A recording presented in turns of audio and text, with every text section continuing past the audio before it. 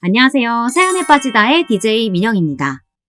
오늘 사연은 정말 충격적인 반전 사연인데요. 과연 사연자님에겐 어떤 일들이 있었던 건지 오늘의 사연 함께 시작해 볼게요.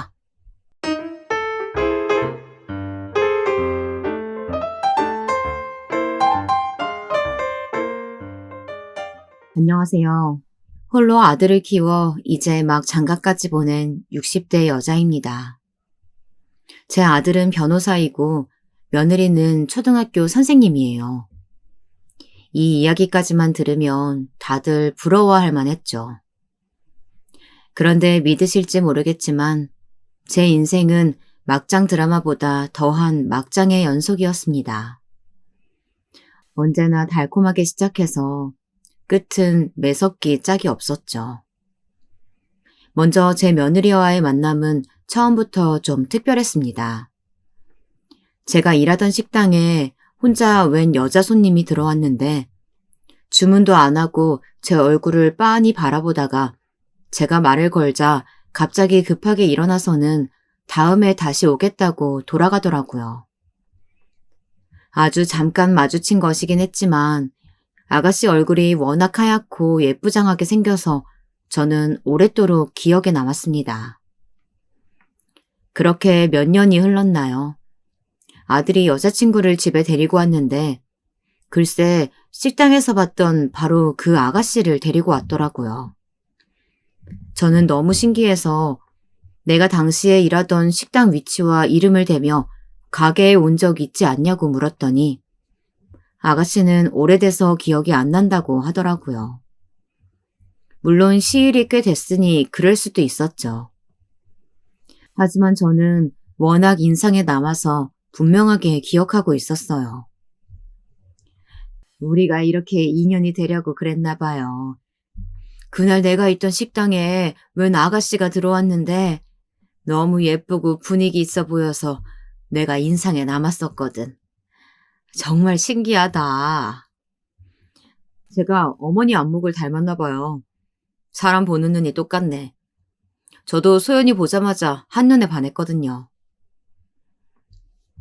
저는 아무래도 제 아들과 여자친구가 인연이다 싶어 감회가 새로웠습니다. 그리고 무엇보다 제 아들이 여자친구를 바라보는 눈빛에서 아주 꿀이 뚝뚝 떨어지더라고요. 아들이 행복해하는 모습을 보니 저도 마음이 뭉클하고 너무 좋았습니다. 특히나 제 아들에게 가족이 되어줄 여자가 생겼다는 게 다행이라고 생각했어요. 제 아들은 박복한 제 인생 때문에 평생 외롭게 자랐거든요.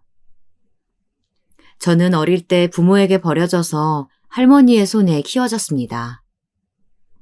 그마저도 제가 15살이 되던 해에 할머니께서 돌아가시는 바람에 혼자가 되었죠. 저는 어릴 때부터 워낙 사랑이 고프고 가족품이 그리웠던 탓인지 어릴 때부터 한 동네에서 오빠 동생 하며 지냈던 남자와 20살이 되자마자 결혼식도 올리지 못하고 함께 살림부터 차리고 살았습니다. 그때 아들이 생겼죠. 아이 아빠도 어릴 때 부모님이 돌아가셔서 고모손에 자란 사람이었어요. 그래서 저희 둘은 가진 게 없어도 새 가정을 꾸리고 성실히 살다 보면 자연스레 돈도 따라오고 화목하게 살 수 있을 거라고 기대했어요. 그런데 부모 복이 없는 년은 남편 복도 없는 것인지 아이 아빠가 아이 100일도 되기 전에 사고로 죽어버렸어요. 아이도 생겼으니 공장보다는 좀 더 일당을 많이 준다는 아파트 공사장으로 일을 하러 나갔는데 나간 지 한 달도 되지 않아 사고가 나버렸죠. 이상하게도 제게는 그때의 기억이 거의 없어요. 작디 작은 아들을 품에 안고 하루 종일 방에 처박혀서 울기만 했던 기억 말고는 모든 기억이 다 흐릿했죠. 그때 제 나이가 고작 23이었으니까요. 제가 정신이 나가서 울고만 있었는데 품에 안겨있던 아기가 입을 오물거리며 젖을 찾더군요. 그러고 보니 몇 시간을 아이 젖도 안 물리고 기저귀도 갈아주지 않고 있었던 거예요. 그런데도 아이는 한 번도 울지 않고 얌전히 제 품에 안겨 있었어요. 그 순간 정신이 번쩍 들더군요. 그리고 저는 아이 젖을 물리고 머릿속으로 수만 가지의 생각을 했습니다. 앞으로 어떻게 살아야 할지 말이죠. 그러고는 곧바로 움직였어요. 아파트 시공사에서 준 남편 보험금을 받아 이곳저곳 발품을 팔아 식당 자리를 찾아다녔어요. 그래도 남편과 살던 월세집까지 빼고 나니 근처 공사장에 작은 식당 자리가 하나 눈에 띄더군요. 보통 흔히들 말하는 한밭집이었죠. 그렇게 저는 그 자리에서만 5년 넘게 식당을 했습니다. 20대의 새파랗게 젊은 과부가 남자들만 득실거리고 먼지 풀풀 날리는 공사판에서 갓난아기까지 데리고 혼자 장사를 했으니 물론 말도 못하게 별의별 일이 많았습니다. 아이고, 젊은 여자가 겁도 없이 공사판에서 장사를 다 하고 대단하네. 하긴 그 배 보니까 애비 없이 자식도 순풍 나왔겠지만. 아이, 무슨 그런 말을 해. 근데 아기 엄마, 혼자 밤에 무섭지 않아? 내가 밤에 와서 보초라도 좀 사줄까?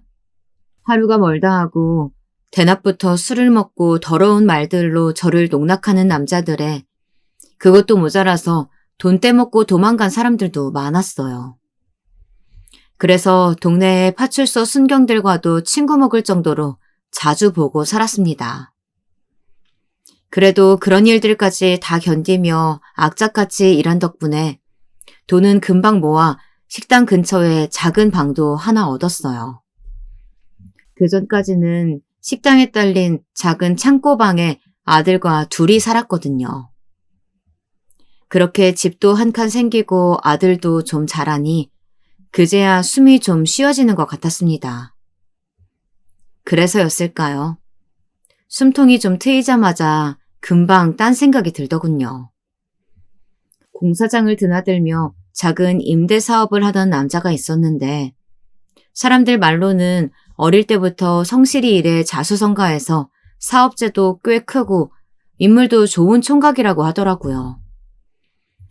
그 남자도 가게에 워낙 단골이라 자주 식당에 왔었는데 제가 해준 반찬도 너무 좋아하고 제게 이런저런 고민까지도 이야기할 정도로 가까웠어요. 평소 가게에 오는 남자 손님들과는 여러모로 달라서 저도 금방 마음을 열고 친하게 지냈죠. 정말 대단해요. 도와주는 사람 하나 없이 혼자 아이만 키워도 힘든데 아들도 똑똑하게 잘 키워내고 가게도 이렇게 씩씩하게 잘 해나가니까요. 에이, 사람이 다 닥치면 하게 되어 있어요. 내가 낳은 내 자식인데 당연히 평생 책임지는 게 당연하죠. 언제나 가게에 올 때마다 제게 힘이 되는 말들도 많이 해주고 응원도 많이 해줬어요. 그리고 원래도 아이들을 좋아한다면서 저희 아들 과자도 사다 주고 많이 예뻐해 주더라고요. 그런데 하루는 식당 쉬는 날이 언제냐고 물어보더니 아들이랑 매일 식당에만 있는 것 같다면서 하루 날 잡아 같이 교회로 놀러 가자고 하더라고요. 저는 안 그래도 식당 일 때문에 바빠서 애 데리고 꽃구경 한번 못 가봤다고 했습니다. 그렇게 쉬는 날이면 한 번씩 교회로 함께 놀러 가기도 하고 백화점에 가서 저와 아들 옷도 사주고는 했어요. 저는 한편으로는 멀끔한 총각이 뭐가 모자라서 저 같은 사람한테 이렇게 잘해주겠나 싶은 마음에 애써 기대하지 않으려고 했습니다. 하지만 함께하는 시간이 많아질수록 자꾸만 마음이 가고 혹시나 하는 마음이 자꾸만 생겼습니다. 그런데 남자도 저와 같은 마음이었다고 고백을 하더라고요. 난 당신이랑 당신 아들이랑 함께 있으면 진짜 가족이 생긴 것 같고 마음이 너무 편해. 내가 당신에 비하면 많이 부족한 사람이지만 당신 아들의 좋은 아버지가 되어주고 싶어. 이보다 더 훌륭한 고백이 어디 있을까요? 저는 제 인생에도 이제 봄날이 오나 싶었습니다. 남자는 저와 함께 지내고 싶다면서 식당 근처에 남자가 가지고 있던 아파트에서 셋이 함께 살자고 했습니다. 총각인데다가 돈까지 많은 남자가 저처럼 아무것도 없고 아들까지 딸린 여자가 뭐가 좋을까 싶었지만 그래도 지금까지 지켜봐온 세월이 있었으니 이 남자를 한번 믿어보자 싶었습니다.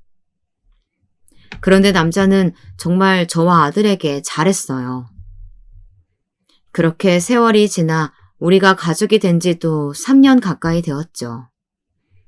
저는 여전히 가게를 하고 있었고 남편은 여기저기 지방으로 외국으로 출장을 다니느라 한 달에 절반 정도 집에 들어왔지만 저희는 그래도 화목하게 잘 지내고 있었습니다. 그런데 제가 전생에 도대체 뭘 얼마나 잘못한 걸까요? 왜 항상 제게만 이런 일들이 생기는 건지 모르겠습니다. 역시나 제 행복은 또 오래가질 못했어요. 아들이 입학할 때가 되어서 입학 통지서가 집으로 왔는데 이상하게도 보호자 이름이 여전히 제 이름으로 되어 있더라고요. 아들의 성도 아직 전 남편의 성이었고요. 분명 지금 남편이 구청에 가서 혼인신고도 했고 아들도 자신의 호적에 입적시켰다고 했는데 이상한 일이었습니다. 저는 뭔가 착오가 있는 것 같아서 곧바로 동사무소에 가서 등본과 가족관계 증명서를 뗐습니다. 그런데 믿을 수 없는 일이 벌어져 있더라고요. 서류상은 예전 그대로였습니다. 제 등본엔 아들과 저 둘뿐이었죠. 남편의 이름은 어디에도 없었어요. 저는 남편의 등본을 떼고 싶어도 가족이 아니니 확인조차 할 수가 없었습니다. 저는 너무 혼란스러웠습니다. 그래서 곧바로 남편 사무실에 전화를 걸었어요. 어떻게 된 일인지 지금 당장 알아야 했으니까요. 여보, 내가 지금은 일 때문에 너무 바쁘니까 이따 집으로 가서 다 설명할게. 그냥 전화로 얘기해도 되잖아. 등본에 내가 당신하고 왜 가족이 아닌 걸로 나오냐니까? 왜 아직도 나랑 아들 둘뿐이냐고. 남편은 순간 너무 당황하더군요. 순간 쎄한 느낌이 들었습니다. 그리고 촉이 왔죠. 이 남자가 날 속였구나. 저는 아무리 생각해도 믿을 수가 없었습니다. 도대체 왜 남편이 저를 속인 건지 아무리 생각해도 답이 떠오르질 않았거든요.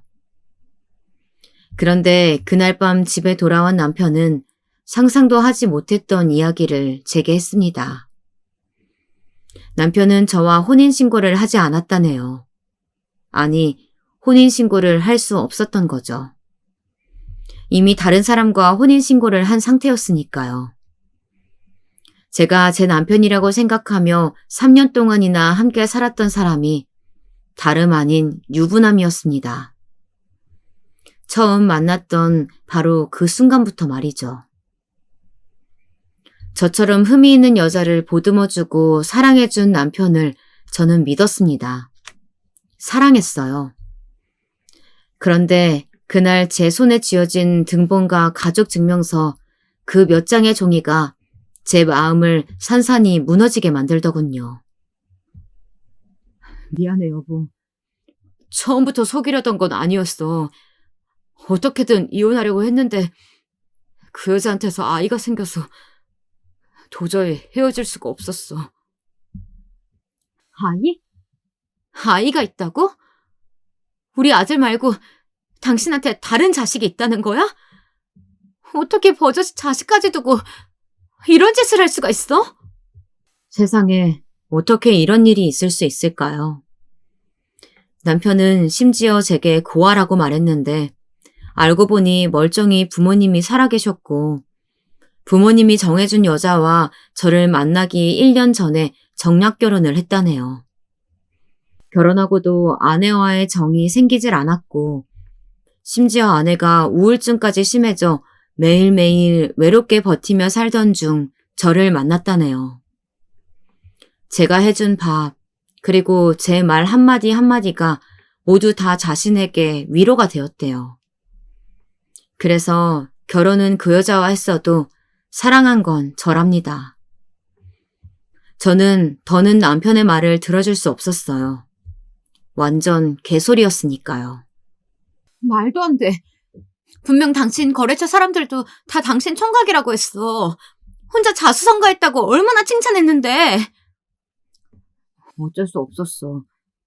장인어른, 그러니까 그 여자 아버지가 여기 아파트 시공사 대표야. 자기 사위가 임대사업까지 한다고 하면 현장에서 반발도 많고 일하는데 불편할 수도 있다고 내가 사위인 걸 아무한테도 얘기 안 한 거야. 그래서 그냥 총각이라고 말한 거고. 그러니까 아예 작정하고 날 속인 거네? 작정하고 그럴 생각은 절대 아니었어. 어떻게든 이혼하려고 했어. 그런데 갑자기 아이가 생겨서 장인어른이 알면 아마 나 죽이려고 하실 거야. 아이는? 몇 살이야? 아들이야? 딸이 하나 있어.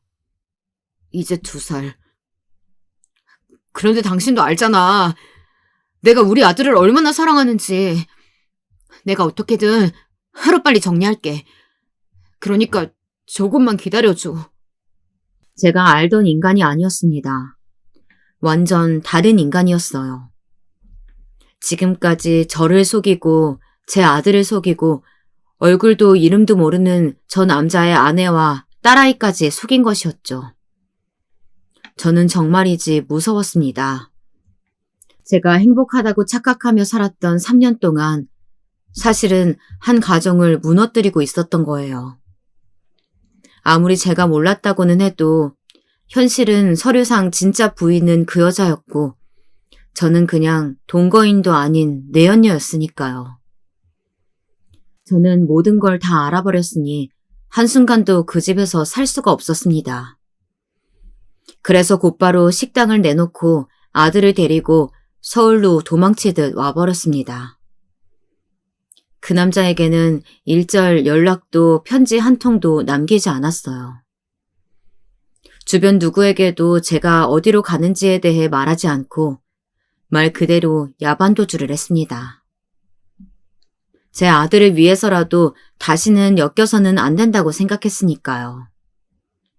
아들은 서울에 올라와서도 계속 아버지를 찾았지만 저는 아버지가 죽었다고 했어요. 아들은 몇 날 며칠을 울었습니다. 이제 학교에 갈 정도로 자랐으니 진실을 말해줄 수도 있었지만 아들이 진짜 아버지로 따랐던 사람이 그런 개쓰레기였다는 사실을 말해줄 수는 없었죠. 그렇게 제 박복했던 과거를 버리고 서울에서 저는 아들과 새 출발을 했습니다. 학교가 많은 동네에 작은 분식집을 차리고 남은 돈으로 근처에 작은 월세방을 얻었어요. 거기서 아들을 중고등학교까지 다 보내면서 10년 넘게 분식집을 했죠. 정신없이 아들을 키우며 살다 보니 시간이 훌쩍 흘렀어요. 그래도 저는 자식복 하나만큼은 있었습니다. 제 아들은 타고난 머리도 좋은데다가 성실하기까지 해서 공부를 무척이나 잘했어요. 고3 수능 보기 직전에 담임 선생님과 상담을 했는데 담임 선생님 말씀이 제 아들이 법대에 가고 싶어 하는 것 같은데 우선적으로는 등록금이 저렴한 국립대를 생각하는 것 같다고 하더라고요. 어렸을 때부터 어머님이 항상 힘들게 일하시면서 이런저런 일로 부당한 일 당하시거나 고생하시는 걸 볼 때마다 자신이 어머니를 도와줄 수 있는 사람이 될 수 있었으면 좋겠다고 생각했대요. 저는 지금까지 말로만 아들을 키웠지 정작 아들에 대해서는 아무것도 아는 게 없었나 봅니다. 아들이 그런 생각을 하고 있을 거라고는 생각도 못했죠. 지금부터는 아무 걱정 말고 공부만 해. 네가 대학을 가든 고시를 보든 해줄 수 있는 건 엄마가 다 해줄 테니까. 나 대학 가든 안 가든 상관없어. 더는 엄마 고생 안 시키고 옆에서 엄마 도와주고 싶어. 말도 안 되는 소리. 엄마 돈 있어. 그러니까 네가 원하는 대로 어려운 사람 많이 도와주는 그런 훌륭한 사람 돼. 꼭. 알았지? 저는 아들이 기가 죽고 위축될까 싶어 더 큰 소리를 쳤습니다. 그리고 다음 날 바로 분식집을 내놨어요. 사실 장사도 항상 고만고만이라 애 학원비는커녕 대학 등록금도 못 버는데 계속 유지해봤자 소용이 없겠더군요. 그래서 가게 보증금은 우선 대학 등록금으로 놔두고 곧바로 일자리부터 구했습니다. 평일에는 건물 청소와 식당 설거지, 서빙을 하루 2탕씩 했고 주말에는 행사장 주방 일을 하면서 짬짬이 가정집 파출부 아르바이트를 했습니다. 물론 체력적으로 지칠 때도 있었지만 충분히 견딜만 했습니다. 다행히 젊을 때부터 어린 아들을 등에 업고 일해온 덕분에 정신력 하나만큼은 대단했거든요. 그리고 아들 얼굴만 생각하면 힘들 게 없었습니다. 제가 일하는 시간만큼 아들도 하루 종일 앉아 공부만 하고 있었으니까요. 그렇게 숨돌림 틈 없이 7, 8년을 살았더니 어느새 제 아들은 어엿한 변호사가 되어 있었습니다. 사법고시를 패스하고 아들이 연수원에 들어가던 날 아들은 갑자기 저를 번쩍 업어주었어요. 그리고는 둘이 서로를 끌어안고 펑펑 울었습니다. 연수원에 출발할 시간이 다 되었는데도 말이죠. 그 눈물이 굳이 말하지 않아도 서로가 서로에게 고생했다. 이제 고생 다 끝났다. 이런 위로와도 같았습니다. 하지만 아들이 변호사가 되었다고 해서 사실 제 인생이 크게 달라지는 것은 아니었습니다. 아들을 내보내며 지금까지 모아놓은 돈 전부를 아들 원룸 전세금으로 다 주고 나니 제게는 아들과 살던 작은 임대 아파트 하나가 전부였어요. 지금부터는 저 혼자 어떻게 살아가야 할지 생각해야 했습니다. 남들은 아들이 변호사이니 제가 앞으로 대단한 호강이라도 하는 줄 아는 것 같았지만 사실 요즘 세상이 어디 그럴 수 있나요? 엄이라고 든든하게 도와줄 수도 없으니 아들도 앞으로 장가가려면 부지런히 일을 해 돈을 모아야 할 텐데 저까지 짐이 될 수는 없었죠. 그래서 저는 환갑을 넘기고도 청소일과 파출부 일을 계속했어요. 아들은 언제나 그런 제 걱정뿐이었죠. 평생 하던 일이라 힘들지도 않아. 그러니까 넌 내 걱정 말고 빨리 돈 모아서 집부터 사. 요즘 아무리 직업이 좋아도 집 없으면 여자들이 시집 안 오려고 한대. 아직 여자친구도 없는데 무슨 결혼이요. 그리고 저는 돈보다 제 도움이 필요한 사람들을 위해서 선한 영향력을 만들어내는 변호사가 되고 싶어요. 그래, 우리 아들 원하는 대로 그런 좋은 변호사 돼. 아무튼 우리 아들이 제일 멋지다니까. 제 아들이라서가 아니라 참 성품이 따뜻한 아이였어요. 참 잘 키웠다 싶었습니다. 그렇게 시간이 흘렀고 어느새 아들도 제법 변호사 태가 나더군요. 한 번씩 제 통장에 용돈도 두둑히 넣어주고 맛있는 식당에도 가서 비싼 밥도 사줄 정도로 말이죠. 그러다 처음에 말한 대로 제가 일하던 식당에서 분명 본 적이 있었던 그 예쁜 아가씨를 여자친구라며 아들이 집에 데려왔더라고요. 처음 봤을 때부터 이상하게 정이 가고 마음이 갔습니다. 거기다 무엇보다 중요한 건 제 아들이 너무 좋아하는 게 다 보였어요. 임자를 만났다 싶었습니다. 저는 자연스레 부모님에 대해 물었습니다. 그런데 아들 여자친구는 조금 머뭇거리더라고요. 그래서 저는 무슨 사연인지는 몰라도 편하게 이야기하라고 했습니다. 사실 제 아들도 아버지 없이 제가 혼자 길렀고, 저도 어릴 때부터 부모 없이 할머니 손에 자라 언제나 어른들이 부모님에 대해서 묻는 질문에 머뭇거리곤 했었으니까요. 소연이는 부모님이 어릴 때 헤어지시고 어머님이 일찍 돌아가셔서 계속 외가댁에서 자랐대요. 아이고, 그랬구나. 할머니, 할아버지가 대단하시네. 이렇게 예쁘고 바르게 키워주시고. 소연이의 부모님은 소연이가 아주 어릴 때 이혼을 하셔서 어머니와 함께 외가댁에 들어가 살았답니다. 외할아버지께서 지방에서 꽤 큰 사업체를 운영하셔서 그래도 어머니와 소연이를 걷어두실 수 있을 정도가 되셨다네요. 그런데 이혼 이후 어머니께서 급격히 건강이 나빠지셨고 얼마 뒤 돌아가셨다더군요. 저는 소연이도 우리 아들만큼이나 어린 나이에 마음고생을 많이 했겠다 싶어 안쓰러웠습니다. 둘 다 형제도 없고 어릴 때부터 많이 외로웠을 테니 저는 앞으로 서로 아껴주며 잘 살라고 했습니다. 그런데 아들이 수연이네 집에 인사를 다녀와서도 결혼 얘기가 없길래 제가 무슨 일이 있냐고 물었더니 아들은 별일 아니라면서 둘 다 일이 바빠서 좀 정리되면 날짜를 잡기로 했다고 하더라고요. 그런데 제가 보기엔 아무래도 소연이네 집에서 결혼을 반대하시나 싶었어요. 아들 얼굴이 영 좋지 않았거든요. 물론 아들은 항상 일이 바빠서라고 했지만 제가 제 아들인데 모를 리 없었죠. 그래도 아들과 소연이의 사이는 여전히 좋은 것 같았습니다. 바쁜 와중에도 자주 데이트도 하고 여행도 다니는 것 같더라고요. 그러다 얼마 지나지 않아 결혼 허락을 받았는지 상견례 날짜가 잡혔다고 하더군요. 저는 아무래도 제가 해줄 수 있는 게 많지 않아 사실 부담은 있었습니다. 그런데 상견례 자리에서 소연이 외조부의 말씀에 더 주눅이 들었죠. 변호사라길래 기대 좀 했는데 요즘은 귀한 개천에서 용난 케이스더군요. 어머님이 아들 뒷바라지 하느라 아주 고생이 많았겠어요.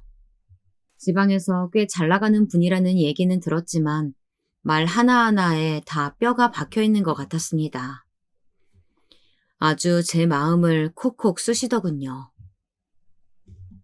남들 다 있는 그 흔한 차 한 대도 없을 테니 집이 있을 리야 당연히 없을 테고 어차피 둘이 좋아 결혼한다는데 괜히 기싸움 하지 마시고 집은 저희 쪽에서 준비하겠습니다. 아닙니다. 크고 좋은 집은 아니어도 그래도 집은 남자가 준비해야죠. 걱정 마세요.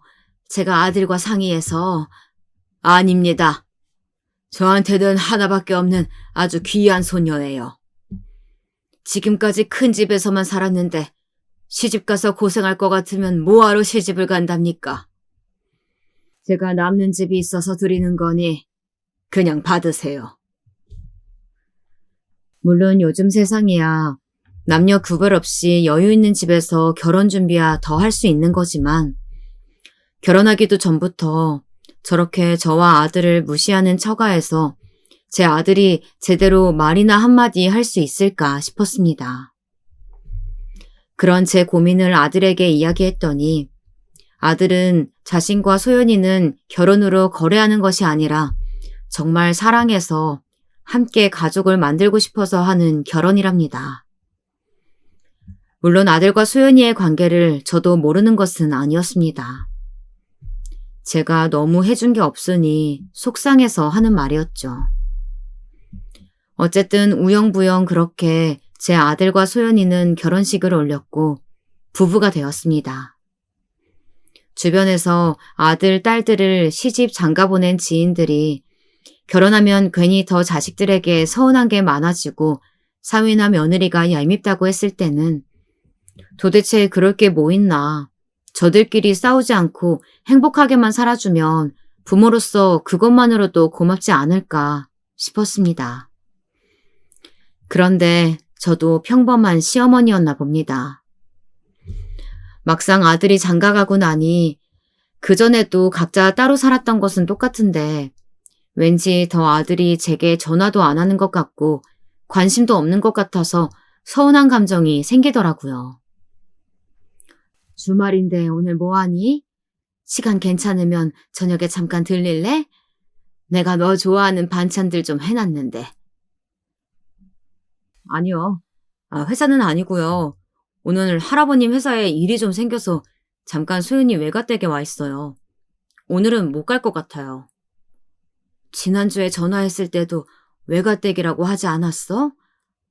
혹시 어른들께 무슨 일 있는 건 아니지? 어머니가 걱정하실 일은 아니고요. 회사 일이죠, 뭐. 제가 지금은 좀 바빠서 반찬은 다음에 가지러 갈게요. 아들 며느리 둘 다 평일에는 출근하느라 바쁘니 주말에나 잠깐 얼굴이라도 볼 수 있을까 싶어 전화하면 언제나 아들은 소연이네 외가댁에 가 있는 것 같았습니다. 사실 제가 걱정했던 부분이 이런 것들이었어요. 워낙 소연이네 외가댁에서 경제적으로 도움받은 것이 많다 보니 이런저런 일로 끌려다닐 일이 많겠다 싶었죠. 저는 그래도 제가 어미이고 제 아들 일이니 걱정되는 마음에 결혼하고 처음으로 소연이에게 전화를 걸었습니다.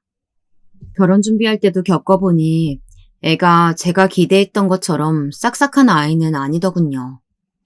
생각보다 좀 무뚝뚝했어요. 그래도 결혼하고 한 가족이 되면 좀 다를 줄 알았는데 결혼하고 나서도 한 번 집에 놀러 오거나 안부 전화를 한 적도 없었죠. 거기다가 결혼 이후 처음 걸려온 시어머니의 전화에 소연이는 대뜸 무슨 일이시냐고 묻더라고요. 순간 저도 모르게 기분이 좀 상했습니다. 요즘 젊은 사람들이야 워낙 예전 며느리들처럼 매일 문안 인사나 안부 전화하는 시대는 아니라고 해도 시어머니와 통화를 하면 아무리 궁금한 게 없고 할 말이 없어도 식사는 하셨는지 별일 없으셨는지 묻는 게 순서 아닌가요? 가족끼리 꼭 일이 있어야 전화하니? 그리고 아무리 바빠도 시어머니가 혼자 사는데 한 번씩 전화는 해야지. 어쩜 그렇게 통 소식이 없어. 제가 요즘 새학기라 일이 많아서 정신이 없었어요. 그래, 너도 일하랴 살림하랴 바쁘지?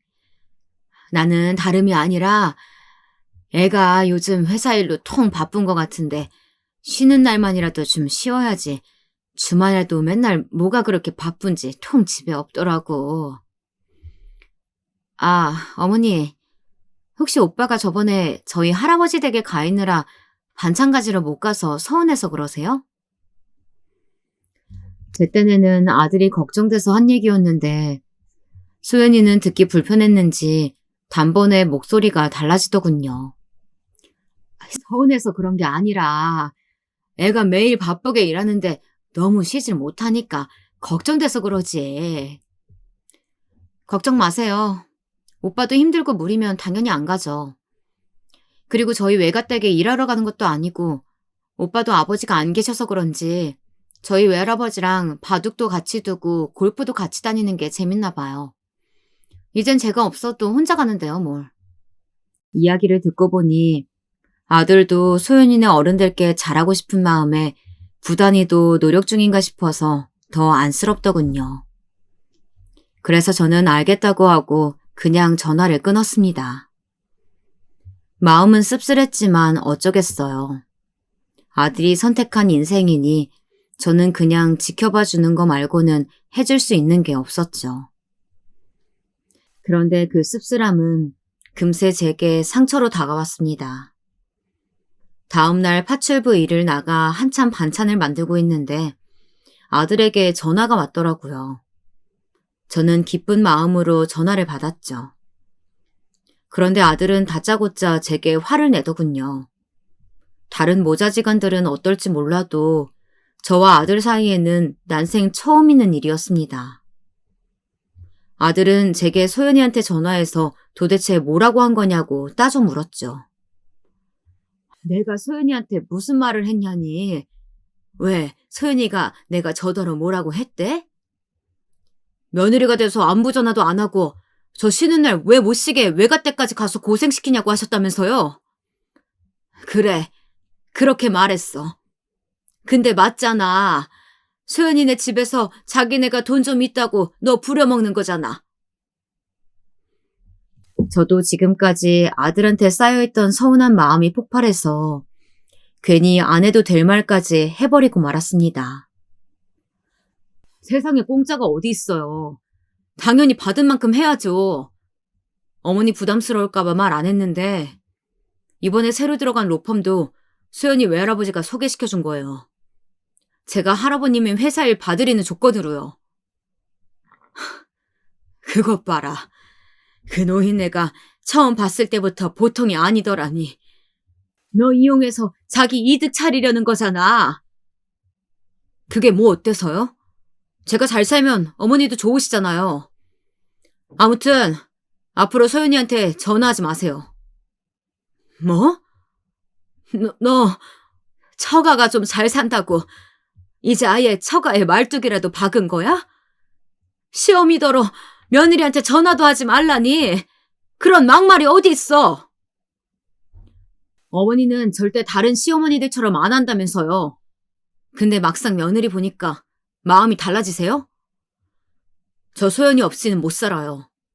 그러니까 해준 것도 없이 괜히 시어머니 흉내 내지 마세요. 저는 제 아들이 맞나 싶었습니다. 제 아들이 제게 저런 말을 했을 리 없었으니까요. 저는 도저히 믿어지지 않아서 남의 집 주방에서 겉절이를 담그다 말고 눈물을 펑펑 쏟았습니다. 원래 요즘 아들들은 장가 가면 며느리한테 아들 뺏기는 거라더니 그 말이 딱 맞았습니다. 역시나 저도 제 아들을 며느리에게 뺏긴 게 확실하더군요.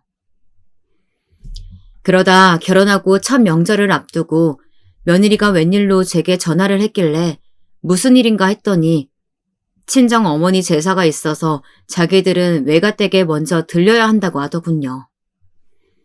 물론 전에 있었던 일도 있었으니 저도 서운한 마음이야 있었지만 그래도 소연이 외가 어르신들을 생각하면 자식 먼저 보낸 부모로서 딸 제사를 직접 지내시는 게 얼마나 속상하실까 싶기도 하더군요. 그래서 며느리에게 그렇게 하라고 했습니다. 그래도 어쨌든 우리 집도 남편 제사가 있으니 명절 당일 아침에는 오라고 일렀죠. 그런데 소연이는 분명 알겠다고 해놓고서는 명절날 점심때가 될 때까지 연락도 없이 오지도 않더군요.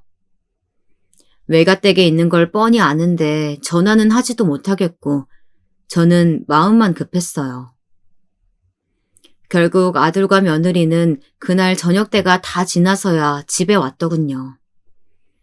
아들은 외할머니께서 너무 우셔서 그냥 오기가 힘들었다고, 그래서 저녁까지 먹고 왔다고 죄송하다고는 했지만 이미 마음에 생긴 원망은 쉽게 가라앉지 않았습니다. 아무리 그래도 시댁 제사에 반나절이나 늦게 오는 며느리가 어디 있니? 너희 아버지는 배만 굼다 그냥 가셨겠다. 어머니, 우리가 놀다 온 것도 아니고 친정 제사 때문에 그런 건데 좀 이해 좀 해주세요. 소연이도 마음 좋지 않은데 여기까지 왔잖아요. 아들은 이 상황에서도 제 마누라 편만 들더군요. 오늘 같은 날 돌아가신 어머니가 생각나서 얼마나 속상하겠냐고요. 저는 기가 차서 말이 나오질 않았습니다. 제 아들도 장가 가더니 다른 사람들과 다를 게 없었어요. 아들 눈에는 제 마누라만 안쓰럽지 그 어린 나이에 과부가 되어서 평생 자식만 바라보고 키우느라 이렇게 늙어버린 어머니는 안쓰럽지 않은 것 같았죠. 그리고 더 화가 났던 건 바로 며느리였습니다. 늦어서 죄송하다는 말 한마디를 안 하더라고요. 더 이상 말해봐야 무슨 소용이 있겠습니까? 그래서 저는 늦었으니 빨리 제사나 치르자고 했죠. 제사를 준비하는 동안도 며느리는 힘이라고는 없이 흐물거리며 돌아다니길래 설거지도 제가 할 테니 들어가 쉬라고 했습니다. 아주 상전이 따로 없었죠. 잠시 뒤 설거지를 하고 나와보니 아들은 이미 피곤하다며 방에 들어가서 자더라고요. 저는 오랜만에 왔는데 조금 이야기라도 하다가 들어가지 싶었지만 자식 눈치가 보여서 말을 못하겠더라고요. 제 아무리 얼굴도 기억나지 않는 아버지라고 해도 제게는 그 어린 나이에 잃은 남편인데 아들이 좀 위로라도 해주면 좋겠다 싶었습니다. 그런데 그런 마음이 얼굴에 드러났는지 웬일로 며느리가 제 곁에 와 앉더라고요. 그러더니 이런저런 옛날 일들을 물어봤습니다. 오빠 퇴원하고 아버님이 바로 돌아가셨다고 들었는데 어떻게 그렇게 오랫동안 혼자 사셨어요? 저는 며느리가 말은 안 해도 아무래도 제사에 늦게 온 것이 마음이 쓰여서 그런가 보다 했어요. 그래도 같은 여자라 그런지 제 마음 알아주는 건 아들보다 며느리가 낫다 싶었습니다. 오빠한테 들으니까 계속 고향에서 식당 하셨다고 하던데 갑자기 어떻게 서울로 올라오실 생각을 하셨어요? 혼자 어린 아들 데리고 올라오기 힘드셨을 텐데. 내가 우리 아들을 진작 알아본 거지. 머리가 얼마나 좋은지 한글을 혼자 뗐다니까? 그래서 내가 해줄 수 있는 거라고는 없으니 공부라도 서울에서 시키자 싶어서 학교 들어가기 전에 바로 올라왔지. 저는 소연이에게 거짓말을 했습니다. 안 그래도 저희 집안이 사돈댁보다 떨어져도 한참 떨어지는데 제 인생에서 가장 지우고 싶었던 그 일까지 굳이 며느리에게 말할 필요는 없다고 생각했으니까요. 그래요? 저는 멀쩡히 고향 놔두시고 갑자기 아무 연고지도 없는 서울에 올라오셨다길래 꼭 그럴 만한 사연이 있었나 했어요. 그런데 뜬금없이 수연이는 제가 서울에 왜 올라왔는지를 궁금해하더라고요. 혹시 아들에게 무슨 이야기라도 들어서 저를 떠보는 건가 싶기도 했지만 뭘 들었다고 해도 아들이 알고 있는 대로 남편 죽고 나서 만난 남자가 있긴 했는데 일찌감치 죽었다고 말하면 그만이었습니다. 그런데 그렇게 시간이 흐르고 얼마 지나지 않아 말도 안 되는 일이 일어났습니다. 그날도 저는 남의 집에서 반찬을 만들고 있었어요. 그런데 거실에 틀어놓은 뉴스에 제 아들 얼굴이 대문짝만하게 나오는 것이었습니다.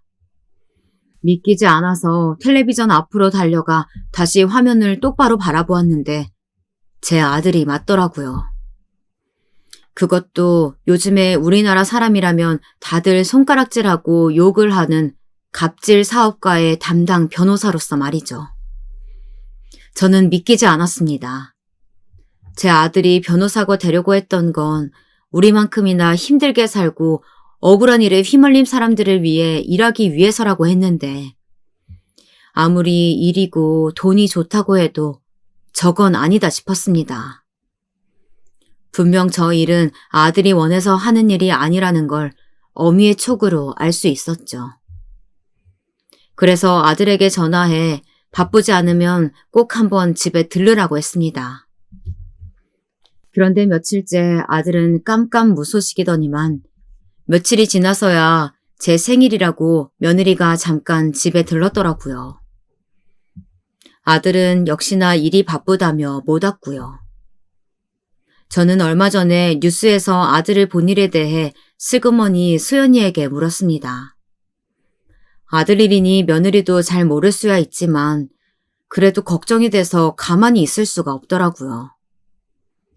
그런데 며느리는 제가 걱정돼서 물은 거라고는 생각도 안 하고 단순히 아들이 텔레비전에 나올 만큼 큰 사건을 맡았다는 것이 대단한 것처럼 이야기했어요.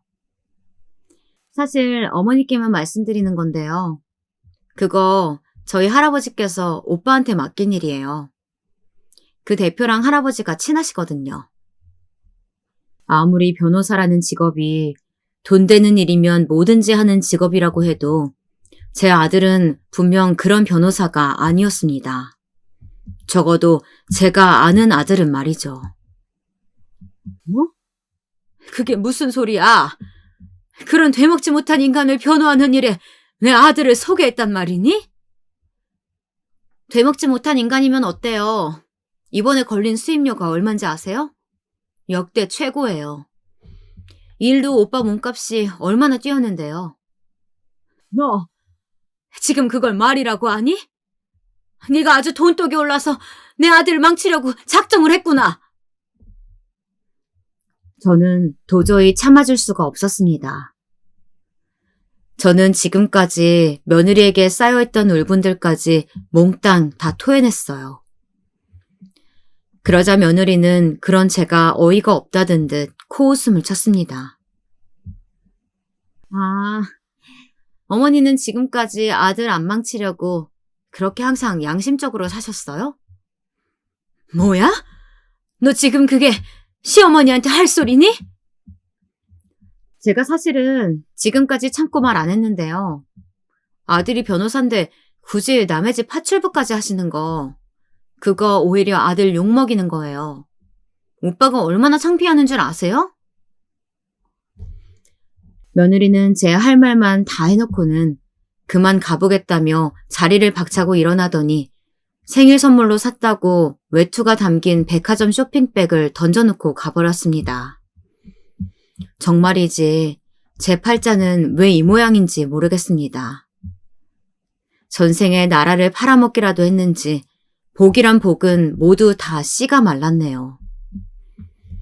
그렇게 며느리가 가버린 이후 며칠 뒤 아들이 집으로 찾아왔습니다.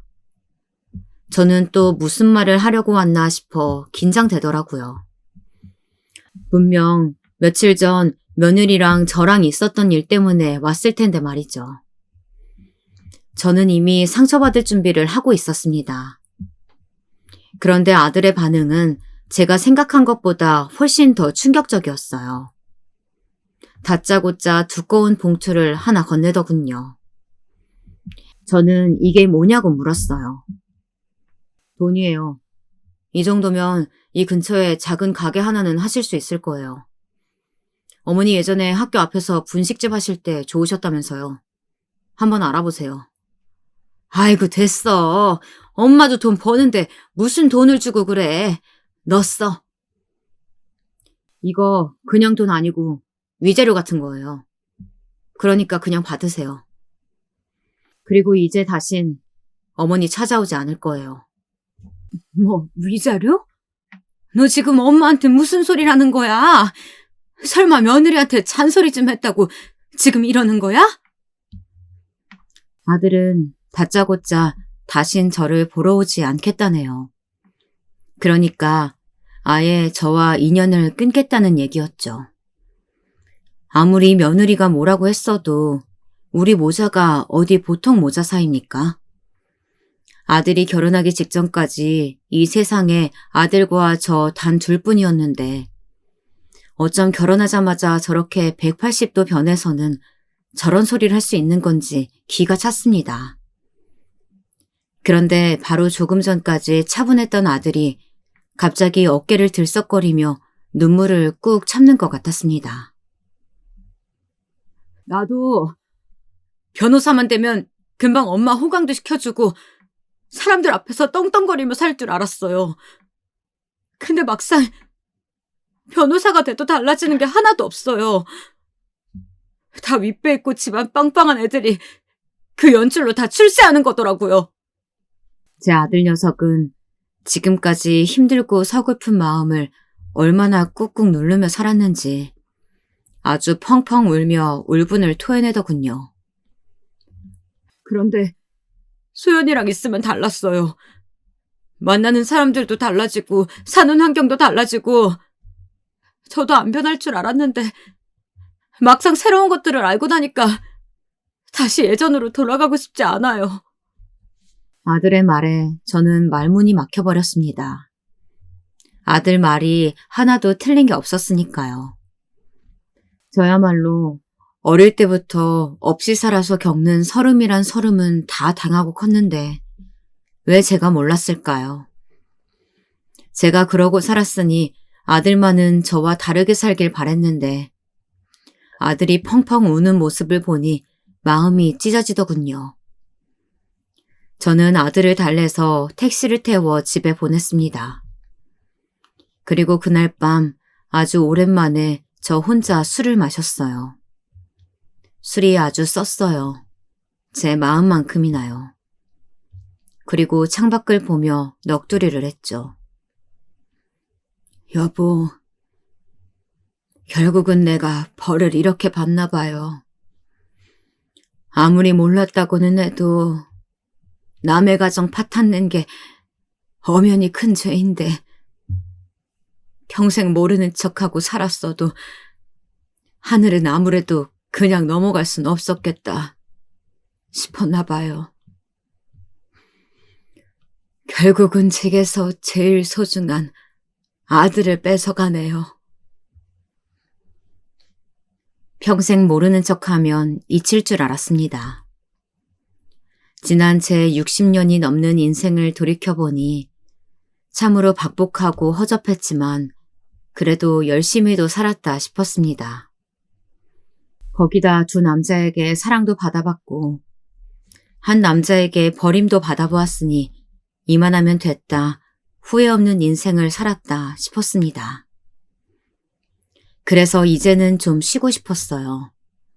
아무것도 하지 않고 아무것도 바라지 않고 오로지 저만 생각하기로 했어요. 그렇게 태어나 처음으로 아들에게 쓴 편지를 식탁 위에 고이 접어놓고 저는 핸드폰, 지갑 모두 다 두고 맨몸으로 집을 나섰습니다. 그리고 하염없이 걸었어요. 이 고다단 세상에 마침표를 찍을 만한 가장 좋은 장소가 나타나면 딱 그 자리에서 제 인생을 마무리하기로 했죠. 그렇게 아무 생각 없이 바람을 맞으며 걷다 보니 어느새 차들이 쌩쌩 달리는 다리 위까지 왔더군요. 하늘은 새까맣고 다리 아래는 고요했습니다. 지나가는 사람도 없었죠. 딱 여기다 싶었습니다. 천천히 다리 위로 올라갔어요. 그러자 바람이 세차게 제 몸을 흔들더군요. 얼마나 바람이 센지 이 바람과 함께 떨어진다면 무섭지도 외롭지도 않을 것 같았어요. 이대로 몸을 던지기만 하면 이 세상과 드디어 끝이었습니다. 제 마음속으로 작은 기도를 드렸어요. 제 많은 제가 이렇게 사라져 드릴 테니 이제 제가 없는 세상에서 우리 아들만큼은 펄펄 살아가게 해달라고요.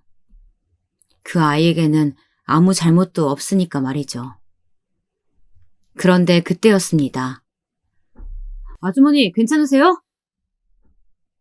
빠르게 지나가던 차들 사이로 갑자기 경찰차 한 대가 멈춰서더니 안에서 내린 경찰들이 제게 다가오더군요.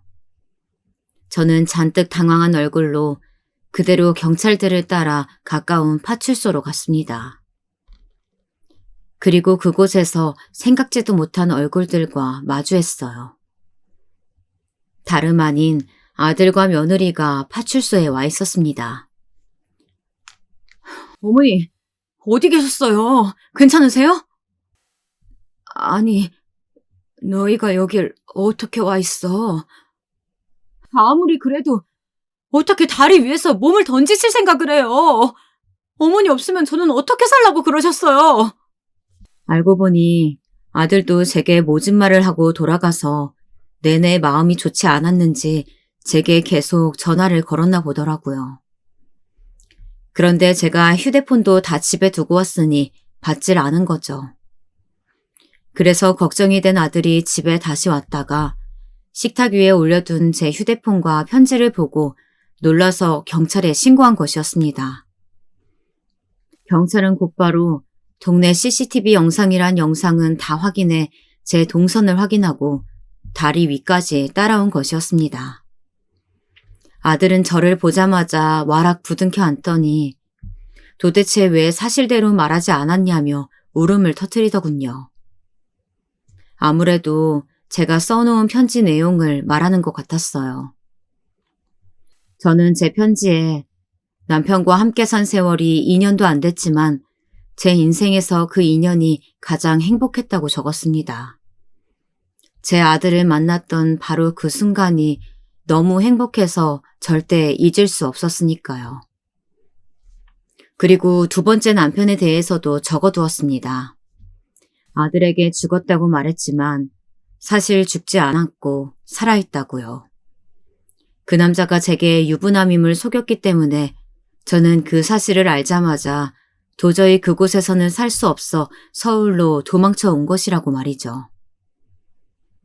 때론 없어도 너무 없어서 아들 학교 급식비도 내기 힘들 정도로 힘든 순간도 있었는데 그때 제가 양심을 저버리고 그 남자의 첩자리라도 지켜내서 아들을 키워냈다면 오히려 아들에게는 그것이 지금보다 더 낫지 않았을까 라는 생각까지도 수도 없이 해왔다고 솔직하게 적었습니다. 제가 이렇게 못난 사람이라 아들에게는 절대 도움이 될 만한 어미가 아니니 제가 세상을 떠나도 절대 슬퍼하지 말고 행복하게 살라고 했어요. 그런데 그때였습니다. 생각지도 못한 일이 제 앞에서 벌어지고야 말았어요. 뜬금없이 제 며느리 소연이가 갑자기 차디찬 파출소 바닥에 무릎을 꿇고 앉아 눈물을 펑펑 쏟더군요. 어머니, 제가 너무 잘못했어요. 이거 다 저 때문이에요. 죄송해요. 제가 사실을 잘 알지도 못하면서 어머니 탓하고 이렇게 큰 잘못까지 저질렀어요. 아니, 소연아, 그게 무슨 소리야. 지난 일 때문에 그러는 거면 난 괜찮아. 내가 늙어서 너한테 괜한 말까지 하고 이런 큰 사고 쳐서 너희에게 또 폐를 끼쳤구나. 미안하다. 그런 게 아니에요. 사실은 제가 어머님을 불행하게 만든 바로 그 남자의 딸이에요. 뭐? 누구? 네가 누구 딸인데? 어머니, 수연이가 새아버지, 그러니까 어머니를 속인 그 유부남의 친딸이에요. 저도 안 지 얼마 안 됐어요. 남편도 없이 30년을 아들 하나 바라보며 살다 보니 산전수전에 공준전까지 웬만한 막장은 다 겪으며 살아왔다 자부했는데 제가 인생을 얕잡아 봤나 봅니다. 막장에는 끝이 없더군요. 제 인생은 말년까지도 아주 별의별 일이 다 생기다 못해 파란만장 그 자체였습니다. 글쎄, 소연이가 저를 속인 그 나쁜 놈의 딸이었다네요. 제가 아들을 데리고 서울로 올라오고 나서 그 남자는 저를 수소문했지만 결국 찾지 못했고 결국은 다시 자신의 가정으로 돌아가긴 했나 보더라고요. 그런데 세상에는 역시 영원한 비밀이란 없나 봅니다. 저와 아들 그리고 그 남자 함께 찍은 사진을 아내에게 들켰고 결국은 아내가 있는 상태로 바람을 폈다는 사실을 걸려 이실직고 했다네요. 그 이후로 결국 두 사람은 이혼했대요. 그런데 아무래도 제가 유부남임을 모르고 함께 살았다는 것은 남자가 말을 하지 않아서 가족 중 누구도 몰랐답니다. 그래서 그 이후로 소연이의 어머니는 우울증이 더 심각한 상황에 이르렀고 계속 힘들어하다 스스로 목숨을 끊고 말았다네요. 그 충격으로 소연이와 외가 식구들은 큰 충격에 빠졌고 한동안 헤어나오지 못했답니다. 그러다가 소연이가 학교 선생님이 되고 나서 우연히 어머니 수첩에 있던 제 사진을 발견했고 그 사진 한 장으로 저를 수소문하고 다녔대요. 자신의 어머니는 그렇게 비정하게 세상을 떠났는데 제가 어떻게 사는지 너무 궁금해서요. 설마 다시 자신의 아버지와 만나고 있지는 않을까 무서웠대요. 그러다 결국은 식당에서 일하던 저에게까지 찾아온 거였어요. 제가 아무렇지도 않게 사람 좋은 척하며 사는 꼴이 너무 보기 싫었답니다. 피해자인 자신의 어머니는 이미 이 세상에 없는데 말이죠. 그래서 제게 가장 소중한 것을 빼앗고 싶었답니다. 그래서 외할아버지에게 이 일을 부탁했고 제 아들에게까지 접근한 것이었어요. 아무리 그래도 복수를 하겠다고 내 아들한테 접근해서 결혼까지 했다는 거야? 우릴 속이려고? 사실 결혼까지 할 생각은 절대 아니었어요. 원래 계획은 관심 있는 척 접근만 해서 곤란하게 만들어서 변호사 일 못하게 만들 생각이었어요.